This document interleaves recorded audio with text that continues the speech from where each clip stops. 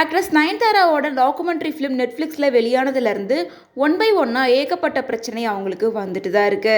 அந்த வகையில் இப்போ நயன்தாராவுக்கு புதுசாக ஒரு பிரச்சனை வந்திருக்கு. முன்னே நயன்தாரா விக்னேஷ் சிவன் இவங்க ரெண்டு பேருமே தனுஷோட ப்ரொடக்ஷனில் வந்த நானும் ரவுடி தான் படத்தில் லவ் பண்ண ஆரம்பிச்சாங்க.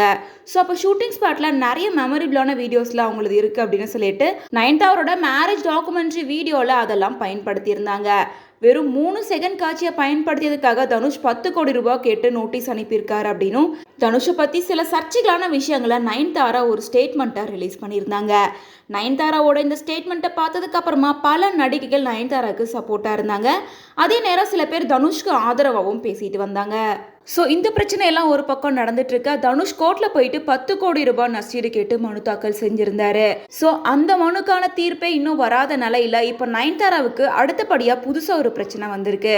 அதாவது நயன்தாராவோட மேரேஜ் டாக்குமெண்ட்ரி வீடியோல சந்திரமுகி படத்துல இருந்து சில காட்சிகளை அனுமதியின்றி பயன்படுத்தியிருக்காங்க அப்படின்னும் அதனால 5 கோடி ரூபாய் நஷ்டீடா பணம் கொடுக்கணும் அப்படின்னு சென்னை உயர்நீதிமன்றத்துல சந்திரமுகி படத்தோட தயாரிப்பாளர் நிறுவனமான ஏபி இன்டர்நேஷனல் நிறுவனம் சென்னை உயர்நீதிமன்றத்தில் வழக்கு தொடர்ந்து இந்த வழக்கை விசாரித்த நீதிமன்றம் நயன்தாராவோட டாக்குமெண்ட்ரி ஃபிலிம் ப்ரொடக்ஷன் நிறுவனமான டாக் ஸ்டூடியோ மற்றும் நெட்ஃப்ளிக்ஸ் நிறுவனத்தை 2 வாரங்களில் பதிலளிக்க சொல்லி நீதிபதி செந்தில்குமார் ராமமூர்த்தி உத்தரவிட்டிருக்காரு.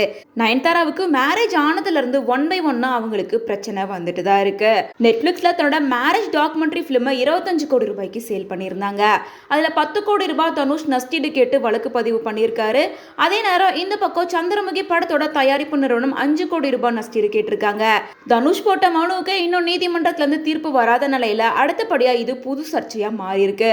இந்த விஷயத்த நயன்தாரா எப்படி ஹேண்டில் பண்ண போறாங்க, இதுல இருந்து எப்படி வர போறாங்க அப்படின்றத வெயிட் பண்ணி தான் தெரிஞ்சுக்கணும்.